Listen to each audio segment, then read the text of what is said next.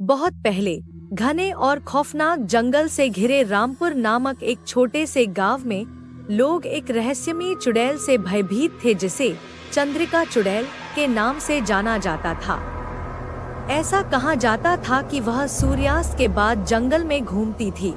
उसके लंबे काले बाल, चमकती लाल आंखें और जब भी वह पास होती ठंडी हवा चलती और उसकी हंसी पेड़ों के बीच से गूंजती। इन डरावनी कहानियों के बावजूद 3 जिज्ञासु बच्चे रवि, चिंटू और पूजा चुड़ैल की कहानियां सुनना पसंद करते थे। एक शाम जब वे पुराने बरगद के पेड़ के पास इकट्ठे हुए, रवि ने कहा, क्यों न हम जाकर पता लगाएं कि चुड़ैल असली है या नहीं। चलो आज रात जंगल में चलते हैं। चिंटू थोड़ा डरा हुआ था, लेकिन वह कायर नहीं दिखना चाहता था, इसलिए वह मान गया। पूजा तीनों में सबसे बहादुर थी। उसने तुरंत कहा, मैं तैयार हूँ, चलो और चंद्रिका चुड़ैल का रहस्य सुलझाते हैं। तीनों ने रात होने तक इंतजार किया। जब चांद आसमान में ऊंचा था, वे अपने घरों से चुपके से बाहर निकले और जंगल की ओर चल पड़े। जैसे जैसे वे जंगल में अंदर गए, उन्हें अजीबोगरीब आवाजें सुनाई देने लगी। पत्तों की सरसराहट, तेज हवाएं और एक हल्की डरावनी हंसी। चिंटू के हाथ कांप रहे थे और वह फुसफुसा रहा था, यह सही आइडिया था क्या?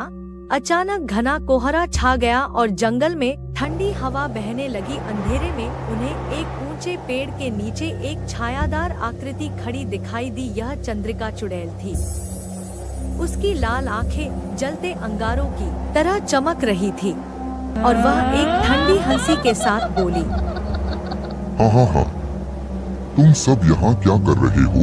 चुड़ैल बुरी तरह मुस्कुराई और बोली, मैं तुम्हें एक मौका देती हूँ। अगर तुम मेरी 3 पहेलियों का सही जवाब दोगे तो मैं तुम्हें जिंदा जाने दूंगी, पर अगर जवाब गलत दिया तो तुम मेरे साथ हमेशा के लिए यहाँ रह जाओगे। मैं तुम्हें एक मौका दूंगा।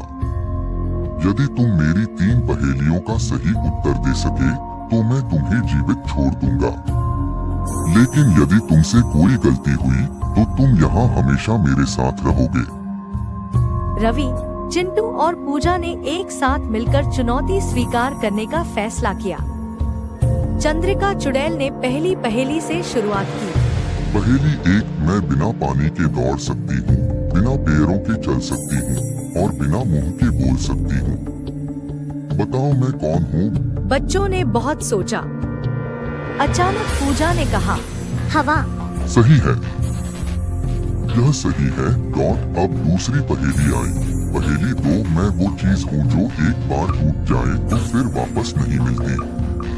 बताओ मैं कौन हूँ? मैं एक ऐसी चीज हूँ जो एक बार टूट जाए तो कभी ठीक नहीं होती। मैं क्या हूँ? चिंटू ने सिर खुजलाया, सोचा, फिर झिझकते हुए जवाब दिया, विश्वास।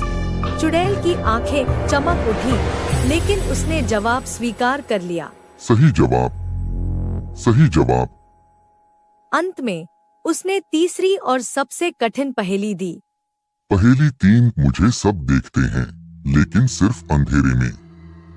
मैं सबका साथ देती हूँ पर कभी दिखाई नहीं देती दिन में। बताओ मैं कौन हूँ? इस बार रवि ने तुरंत जवाब दिया, परछाई। छाया।